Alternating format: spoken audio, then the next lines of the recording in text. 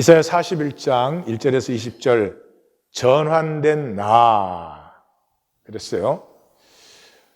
구원은 죄사함을 받는 거예요. 죄사함을. 근데 종교에서는 죄사함을 이렇게 생각해요. 내가 죄를 많이 지었잖아요.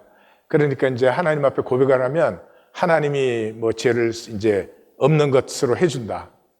그래갖고 뭐 기도하면은 뭐 안 믿어지니까 한 것도 하고 평생 반복하고 뭐 그러고도 그게 진짜가 아니라는 것을 깨닫지 못하는 게 정말 기적 중의 기적이에요. 성경의 죄사함은 그런 것이 아니에요. 우리의 존재 중심에는 죄사함을 향한 염원이 있어요. 우리 중에 누구도 죄 짓고 살고 싶다, 죄 많이 짓고 싶다 이런 분은 없어요. 죄가 없기를 원해요. 그 중심의 염원을 하나님께서 들으시고 하나님께서 응답하신 것이 죄사함이에요. 탕자가 나와서 일일이 뭐 어찌고 저찌고 말 안 해도 돌아오는 자체로 아버지가 품어버리잖아요. 이런 만남이 이루어지는 것을 죄사함이라고 해요. 그래서 죄사함을 받은 사람은 하나님의 나를 향한 사랑하심과 나를 기뻐하심을 만나요.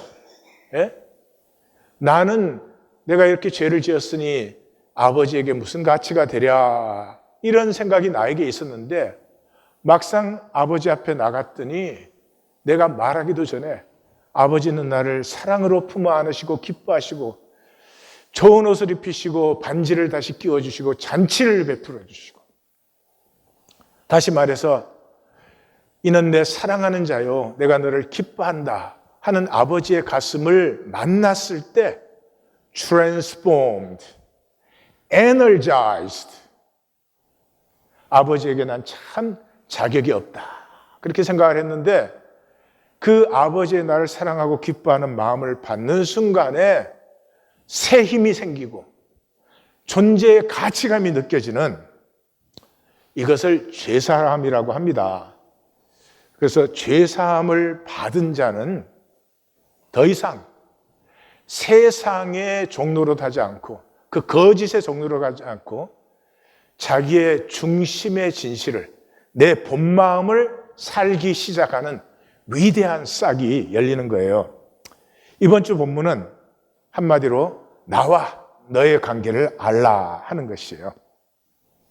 보시면 A-는 섬들 민족들을 재판장의 정인으로 하나님이 부르시고 그리고 온 인류가 그 재판장의 논증을 통해서 온 인류가 여호와 하나님께서 모든 것을 창조하신 것을 보고 알고 헤아리고 깨닫게 만드는 것이에요. 그 안에 B와 B-는 그것을 이제 하나님이 증명하는 거예요. 내가 창조했고 내가 경영한다는 것을 증명하기 위해서 누가 동방에서 한 사람을 불러서 공의로 불러서 샬롬의 정복을 하게 하느냐. 우리 번역은 번역이 희미해서 그런데 저게 공의라는 단어와 샬롬이라는 단어가 누가 공의로 불러서 샬롬의 정복을 하게 했느냐 하는 것이고 그 반대편은 내가 너희를 고레스처럼 부를 수도 있었어. 제국으로, 유다를 제국으로 부를 수도 물론 있지. 그러나 너희에게는 더 귀한, 더 아름다운 부름이 있어. 그게 뭐냐? 너희는 내 은혜를 즐기고 자랑하는 것이다. 그 안쪽에 C와 C-는 이 일을, 이 고레스를 불러서 이런 샬롬의 정복을 하는 이 일을 누가 행하였느냐, 누가 이루었느냐, 이 만대를 누가 불러내었느냐. 불러내었다는 말은 창조예요. 구약은 전부 불러내었다는 말을 더 많이 쓰죠. 그러니까 이하권이를 창조했을 때 이하권이를 뭐 뚝딱 있어라 그런 게 아니고요. 제 이름을 불러서 없던, 존재가 없던 것에서 존재로 하나님이 불러내어 주신 거예요. 아름다운 표현이죠. 그래서 이 모든 것은 처음이요 나중인 나다. 내가 곧 그니라. 이렇게 마감하는 섹션이죠. 그리고 그 대칭되는 부분은 버러지 같은 야고바 얘기 나오죠. 그런데 나는 내 여호와 너의 하나님이고 내가 도우리라. 너의 구속자는 이스라엘의 거룩하니라 하는 것이고, 내용은 좀 이따 보겠습니다. 그 가운데 D와 D-는 열방의 어리석음을 먼저 보여줘요. 그래가지고 서로 격려하여서 우상을 흔들리지 않게 하자. 그러고 막 서로들 난리예요. 그런데 그렇게 우상 섬기는 너의 대적을 두려워하지 말라. 내 대적은 in 에페스. 이미 우리 앞에서 만났죠. 아무것도 아니다. less than nothing. 아무것도 아니다. 그리고 그 중간에는 내 종 이스라엘, 내가 택한 야곱, 내 벗 아브라함의 자손. 나는 너희를 싫어서 버린 적이 없어. 우리는 이제 다 아니까 그렇지만 이 포로지에 잡혀간 사람들은 아니 유다와 예루살렘이 완전히 멸망하고 이게 포로로 잡혀와서 땅 끝에서 이제는 예루살렘과 뚝 끊어진 것이 다 끝장난 것 같이 보여지는. 근데 내가 너희를 싫어한 적이 없고 내가 너희를 버린 적이 없다. 이게 이제 오늘 본문의 중심이에요. 먼저 이제 A&A-를 보시면 온 세계를 부르셔서 온 인류로 보고 알게 하는 것이 무엇이냐? 하나님의 창조예요. 창조. 이 선지서와 시가서에는 창조가 굉장히 많이 나옵니다. 왜냐 그러면 창조가 우리 신앙의 중심이고 반석이에요. 이 창조가 살아있지 않는 사람은 신앙은 불가능해요. 종교생활은 좀 할지 모르지. 시편 19편을 보면 대표적인데 하늘이 하나님의 영광을 선포하고 궁창이 그의 손으로 하신 일을 나타내는도다. 날은 날에게 말하고 밤은 밤에게 지식을 전하니 언어도 없고 말씀도 없으며 들리는 소리도 없으나 그의 소리가 온 땅에 통하고 그의 말씀이 세상 끝까지 이르도다. 하나님이 해를 위하여 하늘에 장막을 베푸셨도다. 해는 그 신방에서 나오는 신랑 같아서 그의 길을 달리기를 기뻐하는 장사 같아서 하늘 이 끝에서 저 끝까지 운행하며 그 열기에서 피할 자가 없도다. 아름답지 않아요? 이 하이든의 천지창조에 오라토리오가 그 중심 오라토리오가 여기서 나오죠, 그렇죠? 들리는 소리 없어도 온 세상에 밝히 들리는 말씀, 주의 말씀 온 땅에 들리네. 그까지밖에 몰라. 기대하지 마.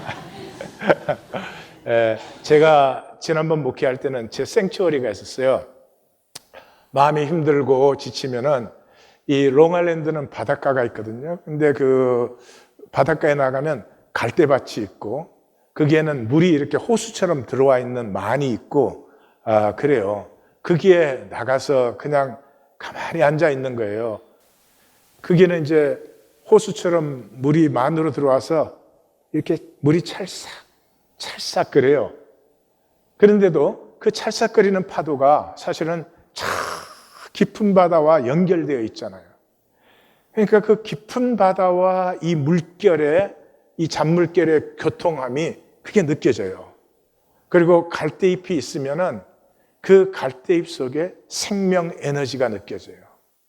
봄에 나갔을 때하고 여름에 나갔을 때하고 가을에 나갔을 때하고 다르고 갈대가 꽃을 피워서 그 갈대 꽃잎이 날리기 시작하고 그런가 하면은 그 모든 것이 사실은 갈대가 햇볕을 받아서 이루어지는 거예요. 그러니까 햇볕을 받는 갈대와 갈대 속의 춤이 이렇게 느껴져요. 섬세하면서도 거대한 생명의 축제가 그게 벌어지고 있어요. 인간은 못 봐. 왜? 돈밖에 안 보이니까. 근데 그 축제 속에 있으면 그 축제가 나를 품어줘요. 절대로 배척하지 않아요. 나에게 어떤 것도 요구하지 않아요. 나를 내 모습 그대로 품어줘요. 거기에서 회복도 되고 치유도 되고 그러면 다시 와서 또 힘을 내서 또 하는 거고 이것이 창조를 만나는 것이에요. 제가 만난 것은 창조의 억 만분의 1도 안 되겠지만 그 작은 만남이 이 인간 게임에 찌들어 있는 나를 순식간에 평강과 안식 속으로 이끌어주는 거죠. 그래서 7절부터 이렇게 고백이 되어져요. 여호와의 법은 영혼을 소성시키고 여호와의 정죄는 우둔한 자를 지혜롭게 하고 여호와의 교훈은 마음을 기쁘게 하고 여호와의 계명은 순결하여 눈을 밝게 하고 여호와를 경외하는 도는 정결하여 영원까지 이루고 여호와의 법은 진실하여 다 의로우니. 이 시인의 굉장히 종교적인 표현이죠. 그 제 가슴에 일어나는 일들을 표현한 거예요. 그래서 총 결론이 뭐예요? 내 입의 말과 내 마음의 묵상이 주께 연락되기를 원하나이다. 요 결론 전에 시인은 그래요. 많은 순간보다 더 사모할 것이며 송이꿀보다 더 달도다. 나를 아름답게 하시며 순전하게 하시는도다. 이런 아름다운 고백을 드려요. 시편 한 편 한 편이 너무 아름다운 세계예요. 들어가서 보시면. 정리해보면 자연을 보면 그 창조의 오묘하고 순전함이 내 영혼 속에 느껴져요. 그래서 내 영혼이 그게 얼라인 되는 거예요. 예, 그러면 내 영혼이 새로워져요. 영혼을 소성시켜줘요. 그리고 눈을 밝게 해줘요. 그러면 내 말과 가슴이 맑아지는 거예요. 내 입의 말과 내 가슴의 묵상이 주께 연락될 정도로 맑은 생명의 본성, 우리의 본 마음에서 우러나오는 것이 피어나는 거죠. 그런데 인간계인밖에 모르는 찌들고 추한 그 우리의 영혼을 창조는 항상 회복시켜줘요. 그래서 창조를 아는 사람은 창조를 아는 만큼 자기 만들기에서 자유해요.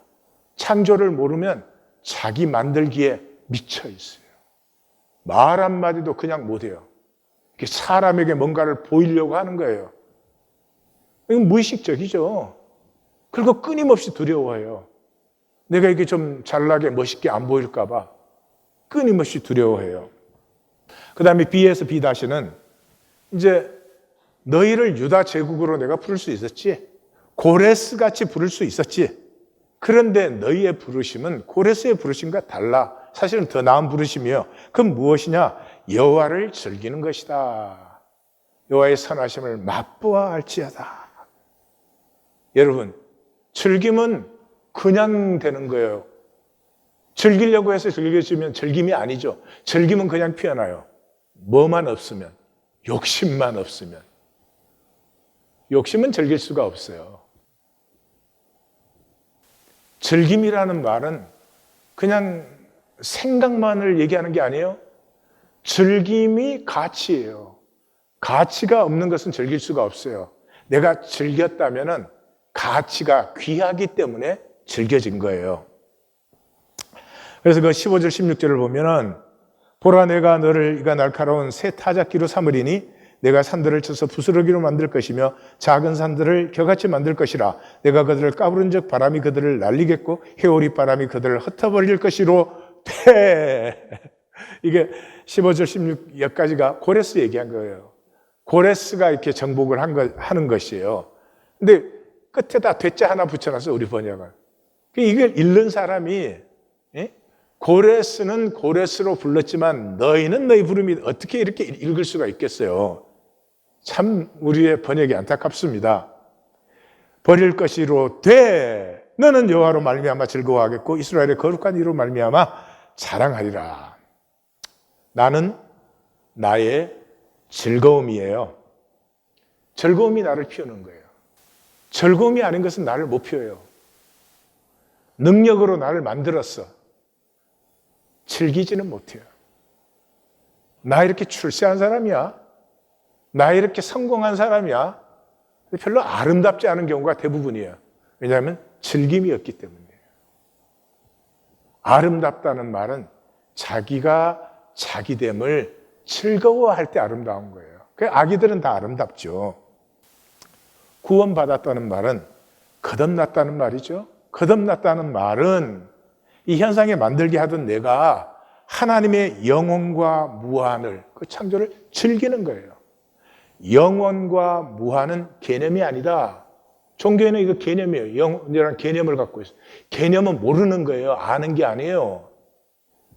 영혼과 무한은 능력이에요. 즐김의 대상이에요. 즐김의 대상. 실제란 말이에요.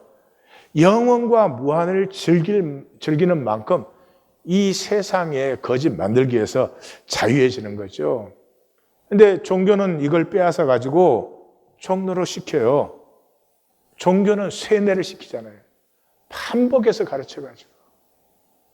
여기 다 뭐 주는 그리스도 그 고백 다 종교의 쇠뇌로 고백한 거지. 정말 내 가슴이 열려서 고백한 사람은 드물어요. 가슴이 열려서 고백한 사람은 바요나 시모나 내가 복이 있도다.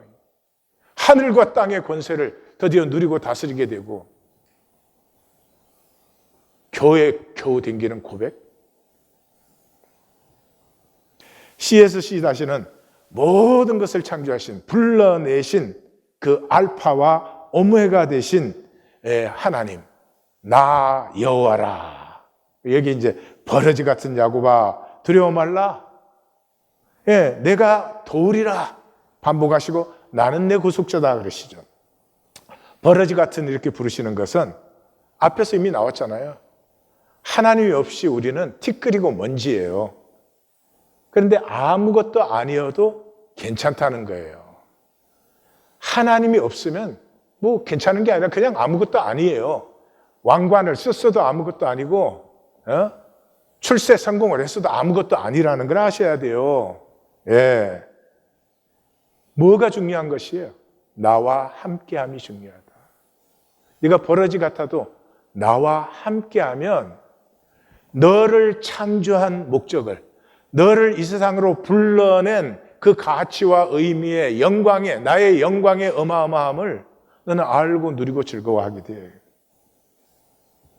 그런데 하나님과는 함께 하지 않으면서 아무것도 아닌 자기가 뭐 됐다고 착각하는 거예요.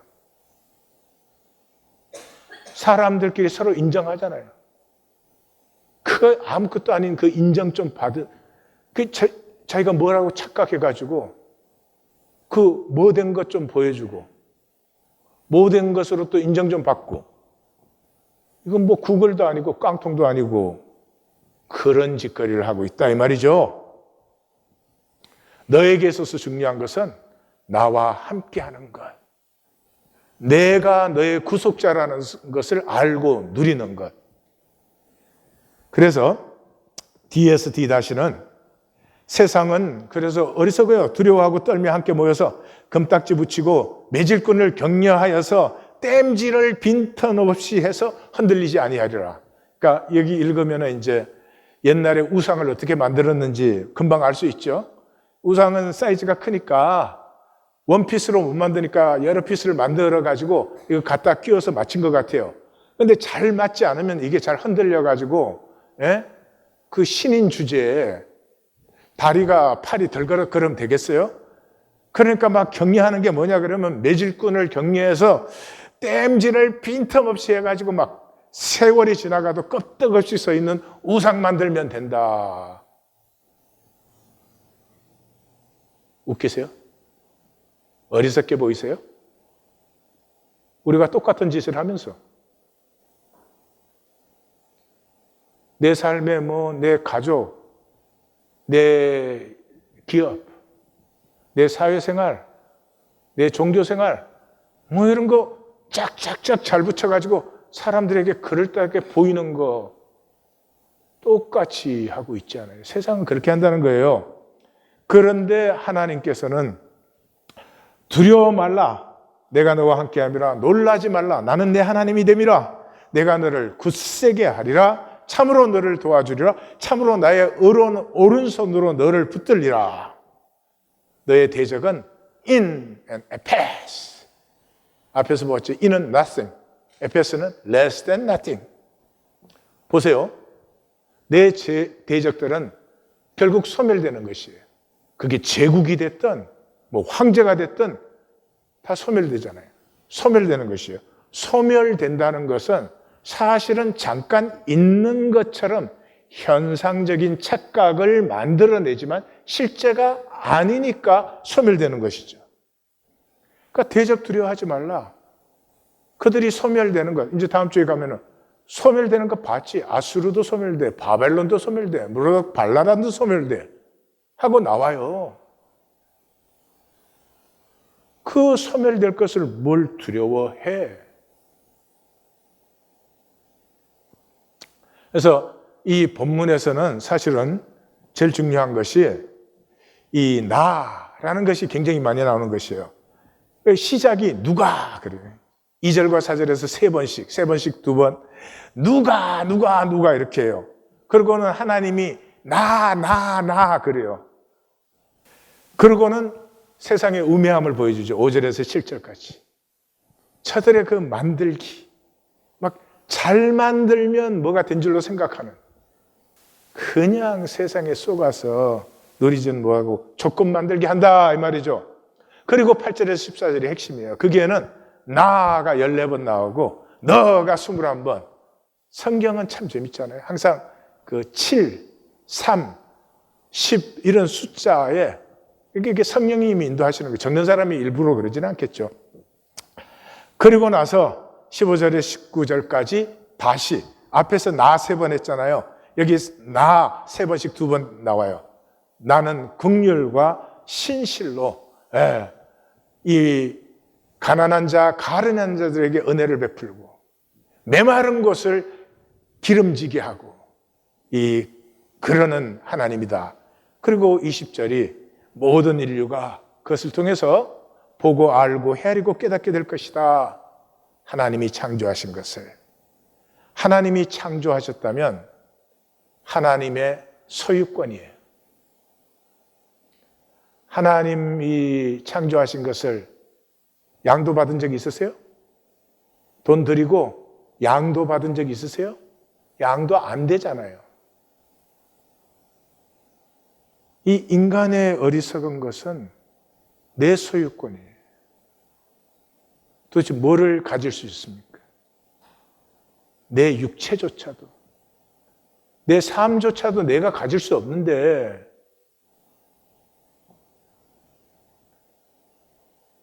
더 많이 소유하게 해줄게. 이게 종교잖아요. 종교의 우상숭배잖아요. 그래서 이 본문의 핵심은 나와 너예요. 나를 14번 하고 너를 21번 하면서 나는 너를 택하였다. 반복. 나는 너를 붙들었다. 3번. 버리지 않고 함께하며 내 하나님이 됨이라. 너를 굳세게 하고 도와주리라. 3번. 두려워하지 말라. 3번. 그러니 놀라지 말라. 총 결론이 뭐예요? 내 구속자는 이스라엘의 거룩한 이 신이라. 여기에 구속은 우리가 앞에서 봤죠. 가엘이라는 단어예요. 가엘이라는 단어에서 고엘법이 나왔어요. 고엘법은 가족이 된다는 거예요. 구원은 가족이 되는 거예요. 하나님에게서 다 나왔잖아요. 그러니까 하나님에게 우리가 돌아갔으면 하나님 안에서 우리가 다 하나가 되죠. 이 가족됨이 모든 복이고 영광이고 은혜고 그래요. 가족이 되는 길은 우리의 힘과 능력이 있지 않아요. 하나님을 알고 하나님께서 창조하시고 예비하신 것을 누릴 때 우리는 하나님 안에 하나가 될 수 있는 것이지 다른 길이 없어요. 오늘 본문의 중심은 이스라엘은 나의 종, 내가 택한 야곱, 나의 벗 아브라함의 자손이다. 내가 땅 끝에서 붙들었고, 땅 끝에서 붙들었다는 말은 포로지에서. 이 포로로 잡혀온 유다의 포로들은 자기들이 땅 끝에 던져진 것 같죠. 그 다음에 땅 모퉁이에서 불러. 근데 참 역설적이지 않아요? 포로로 부른 그 땅이 뭐예요? 원래 아브라함이 살던 데잖아요. 그 아브라함을 부르신 자리잖아요. 땅 모퉁이에서 불러내어서 너희와 언약을 맺고 나는 한 번도 너희를 싫어한 적이 없고 나는 너희를 버린 적이 없다. 당연한 거 아니에요? 이게 자식이잖아요. 자식이 아무리 잘못했다고 부모가 자식이 싫고 자식을 버리는 부모는 없지 않아요. 하나님이 우리의 아버지세요. 이것이 느껴지면 끝난 거예요. 하나님의 아버지인데 뭘 불안해요? 하나님의 아버지인데 뭐를 만들어가지고 증명을 해요? 머리로는 아버지라고 하시. 근데 아버지하고 아무것도 통하지 않고 아버지하고 아무것도 나누지도 못하죠. 그래서 나를 알고 너를 알아 내 영광을 누리고 즐거워하라. 어려운 순간에까지. 이게 오늘 본문의 중심이죠. 그래서 결론은 무리가 인류가 보고 여호와의 손이 지으신 바요 이스라엘의 거룩한 이가 이것을 창조하신 바인 줄 알며 함께 헤아리며 깨달으리라. 하나님의 나라는 라이프 투게더예요. 하나님 안에서 한 식구로 살아가는 거예요. 인류의 평화고 이게 서로 사랑이에요. 그것은 다른 길이 없어요. 하나님이 창조한 것을 누릴 때 우리 각자가 만들면 어떻게 같이 살겠어요? 내가 만든 게 네 만든 것보다 나아야 되고 내 거 만들기 위해서는 네 것도 좀 뺏어 와야 되고 안 뺏겨야 되고 그러잖아요. 그러니까 하나님의 창조한 것을 누리는 수밖에 없어요. 하나님이 창조했다는 것은 모든 것은 하나님의 소유고 우리는 그것을 즐기는 사람들이지 즐기는 존재지 우리가 뭘 소유해요? 소유해서 뭘 하겠다고. 이 잠깐 있는 현상 세계였어요. 오늘 본문은 하나님의 나는 누구냐? 하나님이 나를 구원하신 것, 하나님이 나를 부르셨다는 게 도대체 무엇이냐 하는데 핵심이 있습니다. 고레스는 이 세상에서 이 사람을 고레스라고 부르는 건 한국 성경밖에 없는데 아마 중국 성경에서 번역을 했거나 일본 성경에서 번역을 해가지고 그 발음을 딴 것 같은데 이름은 키루스예요. 영어로서 세계에 통용되는 건 사이러스예요. 사이러스 2세예요. 사이러스 1세는 할아버지예요. 그런데 지금 이란이라고 그래요. 지금 이란과 동일하지 않지만 원래 그때 이란 민족은 두 개의 부족으로 되어 있었어요. 이 메대족과 페르시아족. 이 페르시아를 또 성경은 바사라고 해놨어요. 이 성경을 몇 번을 고치면서도 안 고치는 이유가 뭔지 모르겠지만 근데 이 키루스는 이 안산이라는 도시국가, 그 페르시아 그 영토 안에서도 조그만 도시국가의 왕이었는데 이 페르시아를 통일합니다. 그리고 페르시아보다 훨씬 더 큰 왕국이었던 메대 왕국을 549년에 정복을 합니다. 제가 거기 별표 이렇게 붙여놓은 것은 싸우지 않고 완전히 무혈입성한 거예요. 그래서 그 메대를 병합한 후에는 리디아를 정복해요. 리디아는 히타이트, 헷 족속이에요. 헷 족속을 우리는 헷이라고 또 했는데 히타이트 족속인데 히타이트 족속이 나중에 프리기아 왕국이 돼요. 프리기아 왕국은 마이더스, 손만 대면 금이 되는 마이더스 왕으로 유명해요. 그만큼 금광이 많고 부유한 지역이에요. 이게 나중에 이제 리디아 제국이 되는데 그 리디아 제국의 수도가 사대예요. 사대. 우리 요한계시록의 7교회 중에 사대 교회가 있죠. 그때는 사덴이라고 불렀지만은 이 리디아는 부가 많아서 최초의 주화를 만들었어요. 금화. 인류 최초의 주화를 만들고 상설 도매상, 세븐일레븐이 처음으로 있은데요. 상설 도매상이 없으면 이 상업이 되지 않죠. 그런데 리디아는 그때 강력한 사실은 왕국인데 547년에 리디아를 정복하고 그 다음에 중앙아시아로 나가요. 그 중앙아시아의 모든 부족들을 다 점령해요. 중앙아시아는 전부 스탄으로 끝나는 나라가 중앙아시아예요. 뭐 우즈베키스탄, 카자흐스탄, 키르기즈스탄, 뭐 타지키스탄, 뭐 투메르메니크스탄, 뭐 아프가니스탄, 안아프가니스탄 뭐 이런 거 다. 왜 스탄이 된 줄 알아요? 스탄이란 말이 페르시아어로 무엇의 땅이다 그런 뜻이에요. 그러니까 이 사이러스 2세가 정복하는 바람에 이제 다 스탄이 된 거예요. 그걸 다 정복을 마치고 나서 바로 바벨론으로 진격하는데 그때가 539년 9월이에요. 539년 9월에 바벨론으로 바로 진격. 그때는 바벨론이 세계 대제국이잖아요. 그러니까 바벨론과 싸우려면 준비도 하고 계획도 해야 되는데 그대로 쳐들어가요. 근데 539년에 바벨론을 점령했어요. 그럼 몇 달 걸린 거예요? 석 달밖에 안 걸린 거예요. 왜요? 바벨론이 성문 열고 환영했기 때문에. 제일 첫 번째 성인 오피스에서는 작은 전투가 있었지만 그 다음에 사파르라고 하는 가장 중요한 성에서도 그냥 문을 열고 고레스를 환영했어요. 바벨론 본성도 대문을 활짝 열고 이 사이러스를 환영했어요. 그래서 이 바벨론 정복기가 기록되어 있는데 그것이 사이러스 실린더라고 해서 1879년에 발견되어서 대형 박물관 52관에 가시면 보실 수 있어요. 이 실린더에 모든 백성은 자유하다. 종교의 자유를 포함하여 그렇게 되어 있어요. 그러니까 지금 기독교보다 훨씬 나아요. 지금 기독교 선교는 뭐를 선교라고 해요? 가서 기독교인 만드는 거. 아니, 온 세상이 기독교인이었던 적이 있었어요. 1100년이나. 그 중세 크리스천덤. 그러니까 태어나면 기독교인이야. 기독교인이 살고 죽고 다른 길이 없어. 근데 그 1100년이 암흑시대예요. 말도 못하는 타락과 부패. 교황들이 자식을 낳아가지고 그 자식들 때문에 부정을 저지르고 수녀원이 있었던 자리에 연못에는 지금도 어린아이의 유골들이 수천 구씩 나오고 있어요. 말로 다 할 수가 없어요. 그게 모두가 기독교인일 때의 얘기예요. 그러니까 다시는 종교인 되시면 안 돼요. 교회 왔다 갔다 하시면 정말 안 됩니다. 우리 하나님교회에서 신앙을 배우고도. 그런데 이미 2600년 전에 종교의 자유를 허용했어요. 미국이 이라크를 침공했을 때 앤더슨이라는 수녀님이 그 이라크에 들어가서 전쟁 과들을 돌보아 주었습니다. 그리고 그들을 양육하는데 이슬람으로 길렀어요. 보수주의자들이 난리가 났지. 아니 기독교인으로 길러야지. 왜 무슬림으로 만드냐. 막.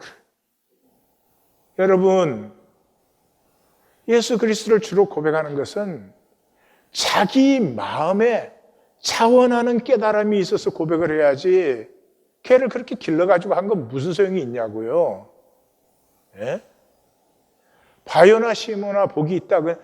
베드로가 깨달았잖아요. 하늘에 계신 내 아버지시라. 혈육이 아니다 그랬잖아요. 근데 지금 기독교는 혈육으로 기독교인 생산해내는 거예요. 생산해. 무슨 능력이 있어요? 무슨 권세가 있어요? 하나님이 역사적 전개를 다 주어도 이런 짓거리를 계속 할 거냐 이 말이에요. 그리고 군대는 약탈을 절대 못하겠어요. 아무리 승리하였어도. 그리고 노예를 금지시켰어요. 그리고 모든 노동자는 임금을 지불해야 된다. 임금 보장을 했고 자치제도를 허용하고 그걸 도와주시고 또 고유성을 인정해 줬어요.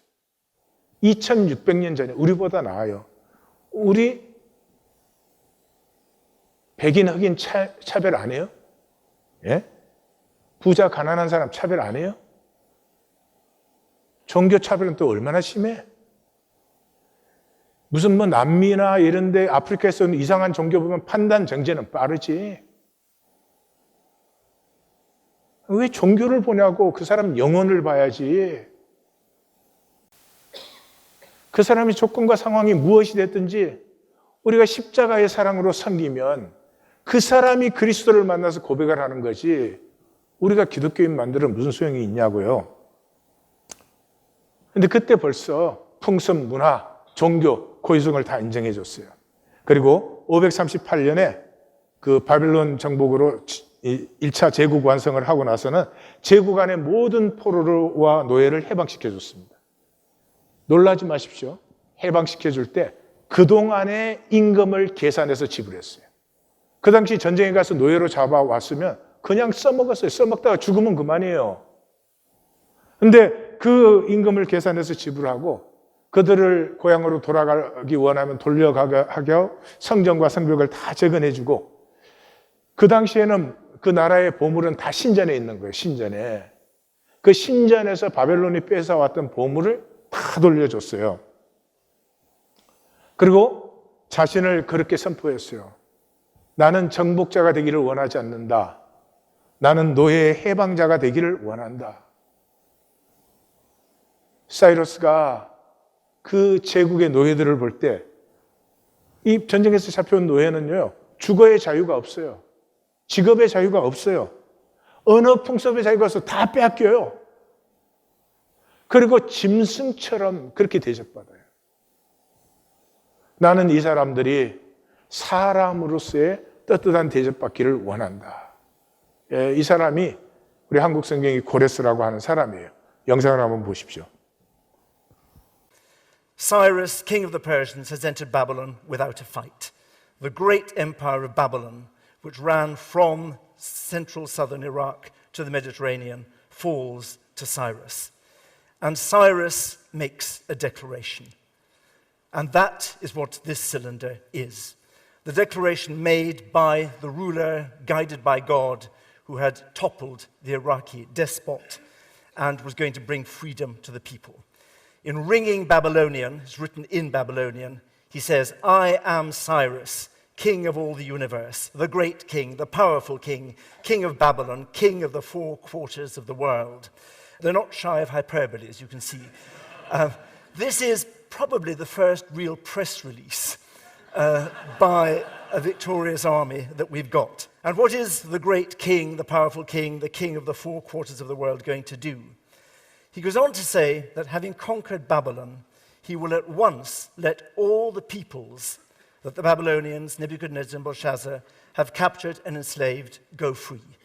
He'll let them return to their countries, and more important, he will let them all recover the gods, the statues, the temple vessels that have been confiscated. All the peoples that the Babylonians had oppressed and removed will go home, and they'll take with them their gods, and they'll be able to restore their altars and to worship their gods in their own way, in their own place. This is the decree. This object is the evidence for the fact that the Jews, after the exile in Babylon, the years they'd spent sitting by the waters of Babylon, weeping when they remembered Jerusalem, those Jews were allowed to go home. 몇 가지만 번역을 좀 보여드릴게요. 5행에 가면 신을 가짜 신을 만들어 신이 노하여 멸망시켰다. 바벨론 제국. 가짜 종교 의식을 두려움 없이 하고 경건치 않은 제물을 드리고 마음대로 제사했다. 지금 우리예요. 그리고 도시는 악을 행하였다. 9절에서 10절 행은 백성의 절규에 가장 높으신 신이 노하여 신은 더 이상 그들과 같이 하지 아니하였다. 그리고 13행에는 목자같이 나는 목자같이 백성을 돌보았다라고 해요. 44장에 가면은 하나님이 고레스를 내 목자로 세웠다 말씀하세요. 그래서 정복지와 주민들을 존중하고 그들을 친자식처럼 돌보며 백성들은 아버지처럼 경외했다. 그리스 역사가 제노폰에 의하면 실제로 그때 백성들은 이 사이러스를 아버지라고 불렀습니다. 그리고 25행에서는 부당한 노역과 고통의 괴로움을 들어 자유케 해주고 싶었다.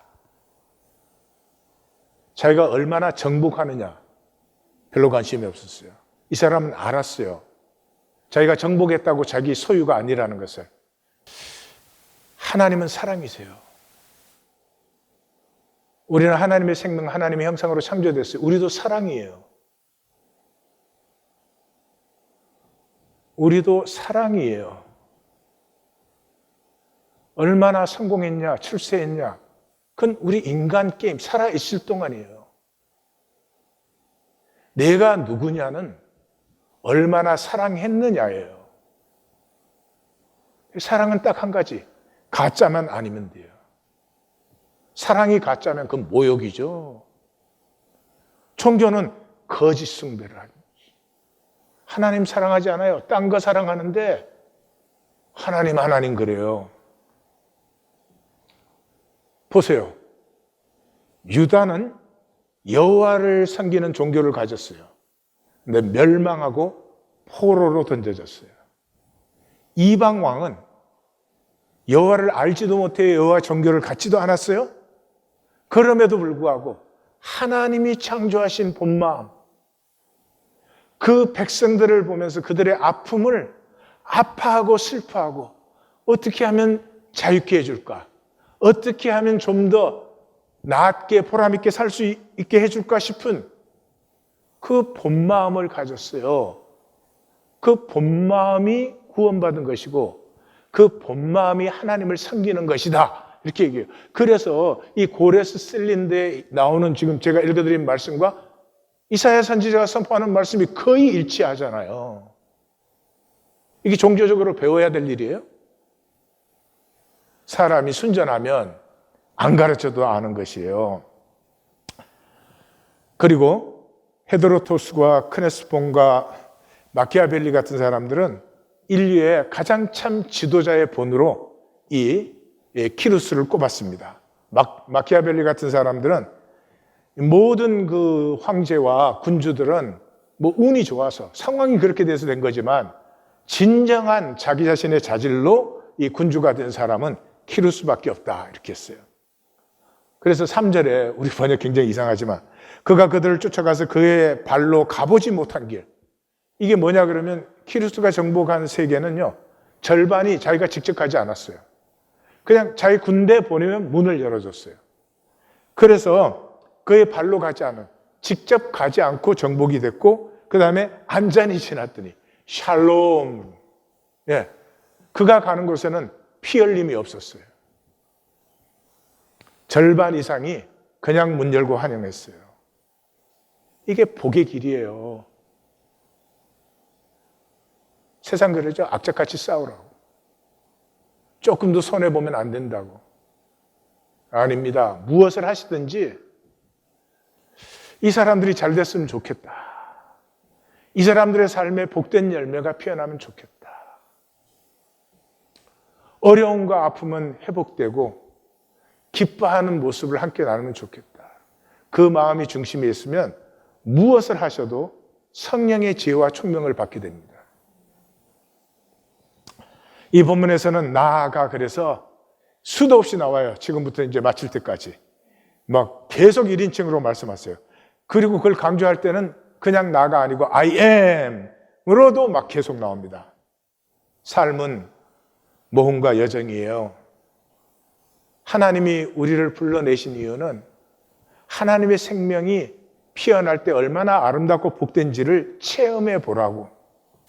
모든 상황 속에서 여호와의 선하심을 맛보아 알라고. 이 삶을 여정으로 사는 자에게는 한 가지 꼭 있어야 되는 게 있어요. 그게 꿈이에요. 꿈이 없는 사람은 인생을 여정으로 살 수 없어요. 꿈이 없다는 말은 욕심으로 사는 거예요. 욕심과 꿈은 정반대된 말이에요. 이 욕심으로 사는 사람은 불안, 두려움밖에 없어서 지키기밖에 없어요. 꿈을 꿀 수가 없어요. 하나님의 선하고 어렵고 신실하고 그 공의로운 세계가 이루어짐을 바라봄. 다시 말해서 이 고레스가 본 것처럼 어떻게 사람을 이렇게 살게 할 수가 있나? 어떻게 사람을 이렇게 짐승처럼 취급할 수가 있나? 이들이 좀 더 함께 기뻐하며 살 수 있는 것을 바라보았듯이 그런 것이죠. 그래서 하나님은 두려워하지 말라, 내가 너와 함께함이라. 두려움이 있으면 꿈을 꿀 수 없어요. 그래서 세상은 두려움 주는 거예요. 너 돈 없으면 큰일 난다. 어마어마하게 두려워하죠. 돈 없어 보세요. 제가 40년 목회하면서 보니까 돈 있는 사람이나 없는 사람이 그냥 사는 게 똑같더라고. 별로 다르지 않아요. 나는 돈 없으면 아무것도 못하는 줄 알았어요. 할 거 다 해. 다 하나님이 하시더라고요. 어리석지. 그래서 종교의 뿌리는 두려움이 있어요. 왜냐하면 두려움이 있어야 사람이 컨트롤되니까. 그러니까 종교인은 세상 품에 안겨 있는 사람이에요. 세상 안에 살고 있는 사람이에요. 결코 하나님 안에 살고 있지 않아요. 하나님 품에 안기지를 못해요. 이 종교는 두려움이 뿌리기 때문에 오로지 문제없고 편하고 내 조건만 강화되면 좋겠어요. 새로워짐을 원하지 않아요. 새로워지면 내가 바뀌어야 되잖아요. 그러니까 나는 놔두시고 내 조건만 좋게 만들어주세요 이거예요. 오디오 하나 듣겠습니다. 스승님, 저를 가르쳐 주시옵소서. 너는 배움이 없는데 어떻게 가르치겠느냐? 그러면 배움을 가르쳐 주시옵소서. 배움은 내가 아는 것, 내가 만든 세계가 깨어져 약하여질 때 저절로 일어나는 것이야. 지식으로 자기를 강화하려고 하는 자에게는 결코 배움이 일어나지 않는다. 종교행위하는 이유가 자기 세계 지키는 거예요. 그래서 종교에는 절대로 새로워지지 않고 절대로 돌이키지 못해요. 예수님이 그랬죠. 이 백성들의 마음이 완악하여서 마음으로 깨달아 돌이켜 내게 고침받을까 두려워한다. 그러니까 말씀 머리로만 듣지 절대 가슴에 안 받아요. 가슴에 받으면 깨지는 거 아니까. 그래서 종교인들에게는 교회는 기독교 조직이에요. 이 인간 게임에 세뇌가 되어 있어서 목사가 있고 직분자가 있고 건물이 있고 조직이 있고 종교의식이 있어야 교회라고 느껴져요. 성경에 그건 없거든요. 성경에 뭐가 있어요? 두세 사람이 내 이름으로 모여서 그게 말씀이 통하기 시작할 때 그것이 교회라고 해요. 그거는 교회로 안 느껴져요. 이 교회라고 하는 것은 하나님 안에서 본 마음이 회복된 것이에요. 사랑하기 원하고 용서하기 원하고 무엇보다도 우리는 하나 되고 싶어 해요. 그 본 마음이 회복된 것이 교회예요. 다시는 종교의 조직이나 이런 걸로 생각하지 마세요. 도스토옙스키가 농부 마레이라는 작품을 적었는데 도스토옙스키는 그 민중봉기에 참여했다가 시베리아로 유양돼 가지고 사형 집행하는데 집행하는 순간에 황제의 특사가 도착을 했어요. 그래서 사면 받아가지고 정말 아슬아슬하게 살아났죠. 근데 그 수용소에서 온갖 죄수, 흉악범, 폭력배, 막 저질, 노래, 욕, 린치, 막 딱 휴식이란 건 부활절에만 이틀을 쉬어요. 그 수용소에서는. 근데 그 휴식 시간에는 무법천지, 난장판이 되는 거예요. 그래서 그 엠즈키라고 하는 이제 조금 의식이 있는 그런 사람은 이렇게 지나가면서 토스토옙스키만 들을 수 있게 나는 이 강도놈들이 싫어 막 그래요. 도스토옙스키도 막 질리죠, 싫죠. 그래서 얼른 침상에 들어와서 담요 뒤집어 쓰고 누워 있는데 갑자기 9살 때 기억이 살아나요. 그 아버지 영지에 그 농노들이 많이 있었죠. 근데 여름이 끝날 때예요. 여름이 끝나면 모스크바로 돌아가서 계약하는 거죠. 그 만난 한 농부의 기억이 살아났는데 너무나 선명하고 상세하게 살아나요. 그 당시 농노는 짐승으로 생각했어요. 무식하고 무지하고. 그런데 이 만남이 도스토옙스키를 세계적인 대문호로 만들어요. 어떤 만남인지 들어보십시오. 이 글을 쓰는 지금도 우리 마을 자작나무 숲에서 나는 냄새가 느껴지는 듯하다. 이런 인상들은 내 온 생애 동안 남아있을 것이다. 그런데 그때 그 깊은 정적 속에서 갑자기 분명하고 뚜렷한 담과 같은 고함 소리가 내 귀에 울려 퍼졌다. 늑대가 온다! 나는 비명을 지르고는 두려움 때문에 얼이 빠진 채 소리를 지르며 밭을 갈고 있던 들판의 농부에게 곧장 내달렸다. 그 사람은 마레이라는 농부였다. 그런 이름이었는지 정확하게 모르겠지만 하여튼 모두가 그를 마레이라고 불렀다. 50살쯤 되는 그는 몸이 단단하고 키가 상당히 컸으며 빽빽하게 자란 밤색 수염 속에는 흰 털이 많이 섞여 있었다. 나는 그를 알고 있었지만 그때까지 그와 말을 해본 일은 거의 없었다. 그는 나의 비명소리를 듣고는 말을 멈추어 세웠다. 내가 달려와서 한 손으론 그의 쟁기를, 다른 손으론 그의 소매를 꽉 붙잡는 것을 보고 그는 나의 공포심을 알아차렸다. 늑대가 오고 있어요. 나는 숨을 헐떡이며 그렇게 말했다. 그는 고개를 들고는 본능적으로 주위를 둘러보았다. 잠시 동안은 내 말을 거의 믿었던 것이다. 늑대가 어디 있니? 누군가 소리를 쳤어요. 늑대가 온다고 말이에요. 내가 더듬거리며 말했다. 그게 무슨 말이니? 무슨 말이야? 늑대가 어디 있다는 거야? 잘못 들은 게로구나. 자, 보아라. 여기 어디에 늑대가 있다는 거니? 그는 나에게 용기를 주면서 그렇게 중얼거렸다. 하지만 난 온몸을 떨면서 그의 옷을 더 세게 잡고 매달렸다. 내 얼굴은 틀림없이 매우 창백했을 것이다. 그는 걱정스러워하는 미소를 띠며 나를 바라보았다. 나를 걱정하고 염려하는 것 같았다. 그는 고개를 가로저으며 말했다. 저런, 아주 단단히 놀란 모양이구나. 아이고, 얘야. 괜찮아, 이제. 이런, 이해를 어쩌나. 그는 손을 내밀어 내 뺨을 쓰다듬었다. 자, 이제 안전하다. 걱정하지 마라. 그때 내 입술 가장자리가 떨리고 있었는데 그것이 그를 특히 놀라게 만든 것 같았다. 그는 흙이 묻어서 더러워진 손톱색이 검은 두툼한 손가락을 뻗어 나의 떨리는 입술에 살짝 갖다 대었다. 그리고 나에게 어머니와 같은 온화한 미소를 천천히 지어 보이며 말했다. 이런 세상에나 왜 이렇게 놀란 거니? 이거 참. 나는 늑대가 없으며 나에게 들린 늑대가 온다는 말은 환청이었음을 곧 깨달았다. 그런데 그 고함 소리는 너무나 분명하고 뚜렷했다. 그럼에도 불구하고 그런 고함 소리는 예전에도 사실 한두 번 환청으로 들은 적이 있었기에 나는 곧 그것에 대해 착각이었음을 이해했다. 그럼 전 이만 갈게요. 부끄러운 듯한 표정을 지으며 내가 말했다. 그래, 이제 그만 가려무나.